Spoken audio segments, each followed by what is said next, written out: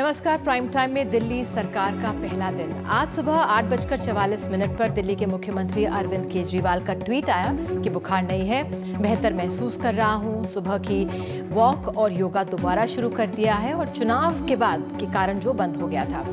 आज मेरा पहला दिन है, ऑफिस में प्रार्थना कीजिएगा। तो दिल्ली सरकार की आज पहली कैबिनेट मीटिंग हुई। मुख्यमंत्री ने अपने पास एक भी मंत्रालय नहीं रखा है।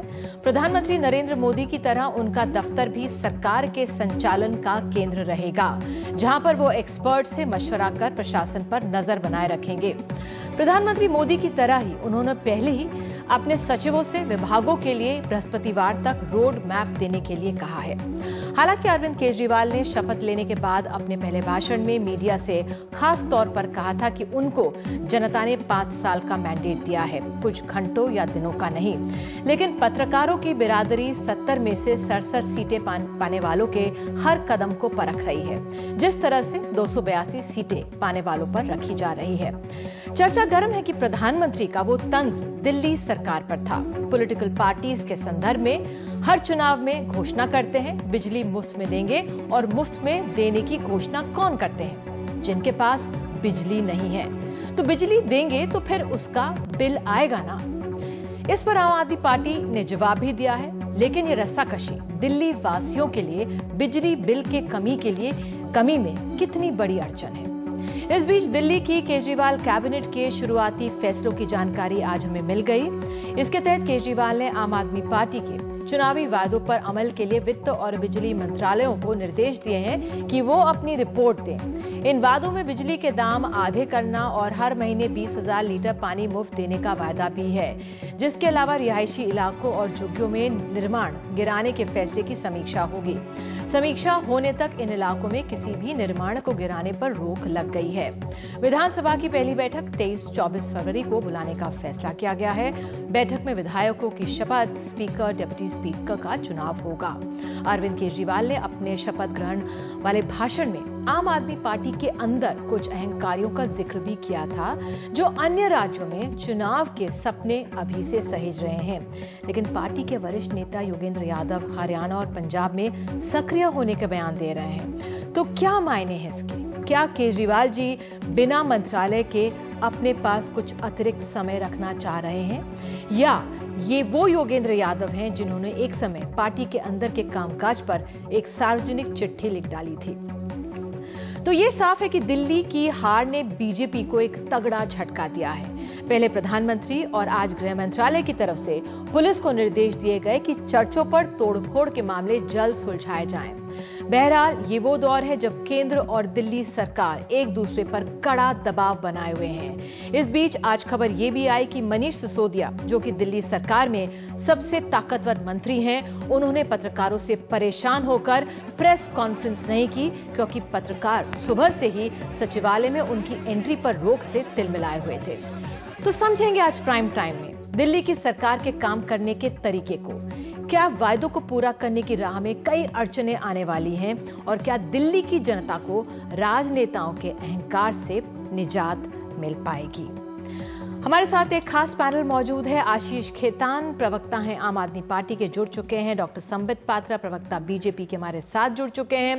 प्रोफेसर विवेक कुमार राजनीतिक विश्लेषक, और Sanjay Singh political editor first post के हमारे साथ यहाँ पर मौजूद हैं। सबसे पहले मैं आशीष खेतान आपके पास आऊंगी, और जिस तरह से देर शाम जिस तरह से खबर आई कि पत्रकारों की सचिवालय पर एंट्री से रोक लगा दी गई, पत्रकार खासे नाराज थे। फिर नगेंद्र शर्मा की तरफ से अभी एक सफाई भी दी गई है कि भाई शायद मीडिया पत्रकारों ने मिसबिहेव किया मनीष सिसोदिया के साथ। ये रोक को कैसे समझे हम दिल्ली वासी?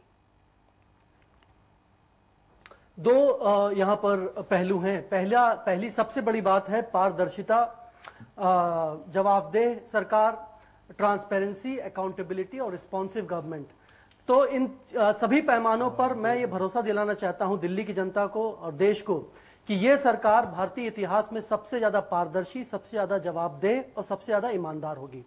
दूसरी बात, मीडिया को जानकारी सरकार में क्या काम चल रहे हैं उसकी जानकारी मीडिया को हम समय समय पर रोज हमारे कैबिनेट एक सीनियर मंत्री मीडिया को ब्रीफ करेंगे, और हम एक ऐसी व्यवस्था बनाना चाहते हैं जहां पे सरकार के सारे काम, सारे फैसले, नीतियां बनने के तरीके, सब कुछ पारदर्शी तरीके से वेबसाइट पर टेक्नोलॉजी का प्रयोग करके जनता के मोबाइल फोन तक उपलब्ध हो। हमारा सवाल इसलिए पूछ रही हूँ क्योंकि जो हमारे सहयोगी रवीश रंजन शुक्ला, उन्होंने हमें फोन करके ये जानकारी दी फोनों में कि उन्होंने ये कहा कि जो अक्रेडिट पत्रकार भी थे, माना जाता है, ठीक है, हम समझते हैं कि पत्रकारों की एक भीड़ होती है, उसमें बहुत धक्का मुक्की भी हो जाती है, मना किया गया होगा, लेकिन क्या जो मंत्री मनीष सिसोदिया प्रेस कॉन्फ्रेंस करने वाले थे, क्या जो एक्रेडिट पत्रकार हैं बिना कैमरे के उनको अंदर बुलाया जा सकता था? उन पर भी रोक लगा दी गई उस लिहाज से, क्योंकि मैंने जब रवीश से बात की, फोन करके पूछा भाई तुम मुझे बताओ क्या क्यों, क्योंकि आप लोगों की भीड़ ही पहुंच जाती है, जो हम लोग जो पत्रकार बिरादरी है माइक बिल्कुल सामने कर देता है। तो नगेंद्र शर्मा का जो क्लैरिफिकेशन ऑफ द रिकॉर्ड ये है कि भाई मिसबिहेव किया गया था, ठीक है, भीड़ है, लेकिन जो एक्रेडिट सीनियर पत्रकार हैं जो सुबह से इंतजार कर रहे थे, इस रोग को वो लोग पचा नहीं पा रहे हैं और लोग समझ नहीं पा रहे कि भाई, बाद में फिर मनीष ने बोला कि आप ये बताइए, आप मुझसे इस पे पूछेंगे, एंट्री पर सवाल पूछेंगे, या आप जो दिल्ली सरकार के फैसले उस पे करेंगे। तो जब उन्होंने, पत्रकारों ने बोला नहीं हम रोग पे पूछेंगे, तो वो चले गए और उन्होंने सिर्फ एक प्रेस विज्ञप्ति के जरिए जो दिल्ली सरकार ने आज के कदम उठाए वो जारी किए। तो ये समझ में नहीं आ रहा कि इसको कैसे ले, वाकई में ये अहंकार जो शब्द है बार बार सामने आ रहा है, ये है या वाकई में क्या ट्रांसपेरेंट कैसे होगा? Deputy chief minister Manish Sisodia खुद नीचे उतर कर आए पत्रकारों से बात करने के लिए। ये आपको एक पत्रकार की हैसियत से खुद मूल्यांकन करना है और खुद इस नतीजे पे पहुंचना है कि वहां पर किस तरीके का शोर शराबा हुआ, कौन उस शोर शराबे के लिए जिम्मेदार है। चीफ मिनिस्टर हैं, सारे 6 मंत्रालय हैं उनके पास, लेकिन उनकी प्रेस कॉन्फ्रेंस वहां पे थी, सुनिश्चित थी। वो सिर्फ एक एहसान नहीं कर रहे थे कि वो आकर प्रेस कॉन्फ्रेंस कर रहे थे, उनको आना था और ज्ञान देना था कि भाई आज के दिन क्या क्या फैसले लिए गए। चलिए, हमारे पास यहाँ पे भी 2 सीनियर लोग मौजूद हैं, प्रोफेसर विवेक कुमार। निधि, मैं एक बात आपसे कहना चाहता हूँ। आपने इतने लंबा प्रश्न किया, आपका 3 मिनट का प्रश्न और मेरा 10 सेकंड का जवाब आपने काट के फिर उसमें प्रश्न। माफी चाहती हूँ, आप पूरा लीजिए। तो अगर सवाल और जवाब माफी चाहती हूँ, आप पूरा अपना जवाब दीजिए। बैठ जाता हूँ। जी जी ठीक है। तो जैसे मैंने कहा कि हम तकनीक का बड़े स्तर पर सरकार में प्रयोग करेंगे। हम टेक्नोलॉजी सरकार के हर काम करने के तरीके में लाना चाहते हैं, जिससे हर चीज पारदर्शी तरीके से पत्रकारों को और दिल्ली की जनता को सब कुछ दिखे कि ये फैसले हो रहे हैं, इसलिए फैसले हो रहे हैं, फैसले में सभी लोगों की सहभागिता हो, दिल्ली की जनता की भी सहभागिता हो, और पत्रकारों तक, न सिर्फ पत्रकारों तक, दिल्ली की जनता तक भी सरकार के कामकाज करने के तरीके के छोटे से बड़े पहलू तक सारी जानकारी सार्वजनिक रूप से उपलब्ध हो। जो दूसरी बात है कि पत्रकारों की कैसे एंट्री हो, किस स्तर तक एंट्री सचिवालय में हो, कैमरा लेकर हो, कहां तक जा सकते हैं, उसमें एक्रेडिशन की बात आपने की, नॉन एक्रेडिशन की बात करी, उनमें कैसे फर्क किया जाए। तो उसके लिए आज सरकार का पहला दिन था और हमने ये आश्वासन दिया था पत्रकार बिरादरी को कि हमें काम करने का मौका दीजिए, हमें 2 दिन की मोहलत दीजिए, हम बना रहे हैं, उसके तरीके निकाल रहे हैं, प्रोसेसेस बना रहे हैं। और यही बात नीचे कहने भी आए थे, आज जो फैसले हुए उनको भी कम्युनिकेट करने आए थे। लेकिन वहां पर जो हुआ, वहां पर आपके पत्रकार भी मौजूद थे, वहां पर आप खुद मूल्यांकन करिए कि वहां पर क्या हुआ। ठीक है, प्रोफेसर विवेक कुमार, किस तरह से देखें इसे? देखिए, मुझे आप पहले से जानती हैं कि मैं आम आदमी पार्टी का बड़ा विरोधी रहा हूं, लेकिन मुझे काफी उम्मीद थी कि नहीं, अब 15 महीने के अंदर ये लोग कुछ संभले होंगे।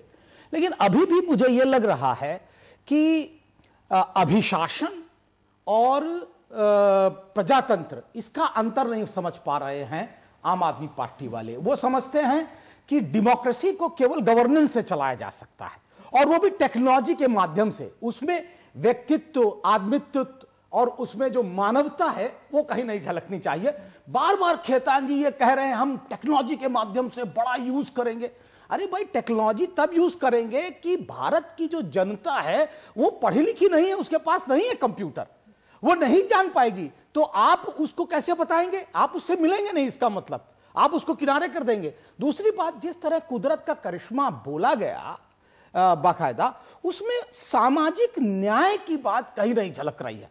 और मैंने आपके 70 पॉइंट्स को भी देखा, उसमें 68वें नंबर पर सामाजिक न्याय की एक बात दिखाई पड़ी। मैं ये जानना चाहता हूं कि क्या वास्तविकता में केवल और केवल गवर्नेंस से ही सरकार चलती है, या प्रजातंत्र में लोग अपने आप को कैसे सशक्तिकरण करेंगे, ये नहीं समझ में आ रहा। उस पहलू पर आएंगे। संजय, आप पत्रकार के नजरिए से किस तरह से इसे आगे, क्योंकि हम पत्रकार भी, भाई पहला दिन है सरकार का, कई महीनों के बाद ये लोग बड़ी मेहनत से आए, 67 सीट लेकर आए हैं, और पत्रकारों को भी लगता है पहले भाई मुख्यमंत्री जो उप मुख्यमंत्री हैं उनकी पहले हम लोग बाइट ले लें, और किसी तरह वो भी हावी हो जाते हैं। वो अलग पहलू है कि क्रेडिट को भी आप नहीं बुला रहे, तवज्जो दे रहे, लेकिन पहला दिन है, कुछ रियायत देनी चाहिए। देखिए, ये प्रक्रिया शनिवार से शुरू है।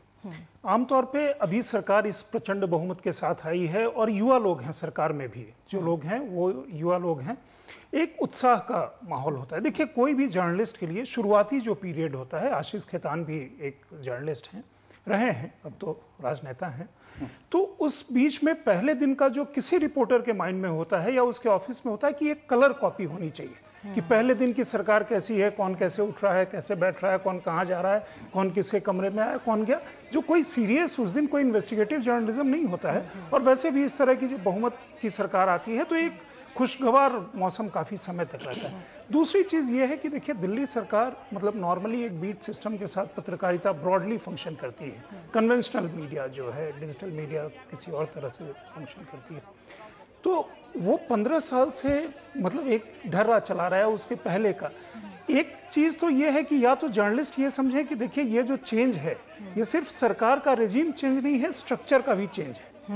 तब तो अगर स्ट्रक्चर का चेंज है और आम आदमी पार्टी इसे कन्वे करने में भी मतलब उनको भी ये सक्सेसफुल है, तब तो ये जो चीज़ें वो बता रहे हैं आशीष खेतान की वो सारा कुछ वो उस पर होगा, उसमें केवल उपलब्धियां आएंगी। देखिए, जर्नलिस्ट का जब एक्सेस होता है तो वो खामियों को भी देखता है। और जैसा डे 1 पे भी तमाम लोगों ने कहा, आम आदमी पार्टी के नेता, मैं समझता हूँ कि कई बार ऑब्ट्रूसिव हो जाता है कि कोई एंट्री कर देता है, लेकिन एक हर मंत्री के दरवाजे के बाहर या उसके पीएस के बाहर एक आदमी व्यक्ति बैठा होता है जो ऑथराइज्ड लोगों को या पहचाने हुए लोगों को जाने देता है।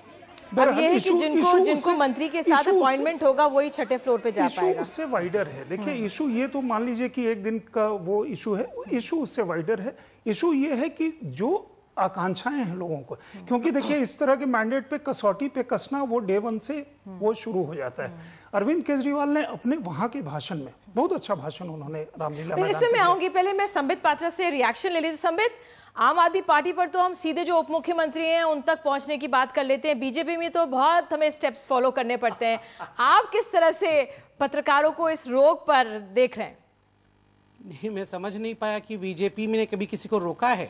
बीजेपी भी सरकार में है, केंद्र में अभी बीजेपी भी सरकार में थी दिल्ली में। कभी हमने किसी पत्रकार को चैम्बर तक पहुंचने के लिए रोका नहीं। और मुझे याद है निधि जी सरकार उनके शपथ ग्रहण समारोह में तो इतने भव्य लोग दिखाई पड़े, आम आदमी तो दिखाई भी नहीं पड़ा था वहां पर। रोक कैसे नहीं थी? आम आदमी तो जा नहीं सकता, आम पत्रकार तो मतलब पास भी नहीं जा सकता जो दिग्गज है, स्टेज के पास भी नहीं। निधि जी, जैसे आपने दूसरों को समय दिया, मुझे भी समय देंगे तो मुझे अच्छा लगेगा। और निधि जी, मुझे याद है कि सरकार जब बनी थी और उसके ठीक दूसरे दिन खुद निधि कुलपति हर्षवर्धन जी का इंटरव्यू लेके आई थी, और वो इंटरव्यू हम सब ने देखा भी था और सराहा भी था। और वो इंटरव्यू खुद मंत्रालय में बैठकर, उनके कमरे में बैठकर आप लेकर आई थी, तो स्वाभाविक रूप से अलाउ हुआ होगा, तभी तो निधि कुलपति जी वहां पहुंच पाई थी हर्षवर्धन जी के पास। अगर अलाउ नहीं होता तो आप इंटरव्यू कैसे? बात की बात थी, आप गोल गोल मत घुमाइए, वो बात की बात थी। नहीं, वो चलिए, बात आप मंत्रालय में जाके इंटरव्यू लेके तो आप आई थी ना, किसी ने आपको रोका नहीं था। मैंने किसी तो ने सबसे ज्यादा खुलापन डॉक्टर संबित पात्रा इन दिल्ली चुनावों के दौरान देखा, जब वो फंडिंग का आरोप लगा था और किस तरह से सभी मंत्री एक खुलेपन से दे रहे थे, बात करने को लिए आ गए थे। ये बहुत अच्छा लगा था। इस तरह से अगर हमारे लोकतंत्र में आवाज भी होनी चाहिए, चाहे दिल्ली वासियों ने यह भी देखा होगा जिस तरह से 67 सीटें दी हैं कि लोकतंत्र में तरह तरह की पॉलिटिकल पार्टीज को अगर आवाज मिले तो लोग इसका स्वागत करते हैं। तो ये जो खुलापन मैंने दिल्ली चुनावों के दौरान बीजेपी के अंदर देखा, उसका बहुत बहुत स्वागत करते हैं। लेकिन बहरहाल शायद इससे हम आगे जाना चाहिए। और डॉक्टर प्रोफेसर विवेक कुमार ने जो मैं इसमें एक लाइन जोड़ना चाहता हूँ, आपकी इजाजत हो तो। मैं इतना ही कहना चाहता हूं, देखिए अभी आलोचना का समय नहीं है आम आदमी पार्टी का, बहुत बड़ा वक्त पड़ा है, वो अच्छा करेंगे ऐसा हम मानते हैं, जरूर मानते हैं। मगर जहां तक आज पत्रकारों का विषय है, मैं इतना ही कहना चाहता हूं कि देखिए उनके मैनिफेस्टो में एक पॉइंट है कि जो कोर्ट प्रोसीडिंग्स हैं वो कोर्ट प्रोसीडिंग्स ऑन कैमरा होना चाहिए, कैमरे के सामने कोर्ट के प्रोसीडिंग्स हों। तो मैं इतना ही निवेदन करूंगा आशीष भाई से कि अगर आप कोर्ट की प्रोसीडिंग्स को ऑन कैमरा चाहते हैं तो स्वाभाविक रूप से जनता चाहेगी कि सरकार की प्रोसीडिंग्स भी ऑन कैमरा अर्थात मीडिया के ग्लेयर के अंडर हो, क्योंकि वो डायरेक्टली जनता के घर तक पहुंचती है। हम आशा करते हैं आम आदमी पार्टी जरूर मीडिया को वो तवज्जो देगी।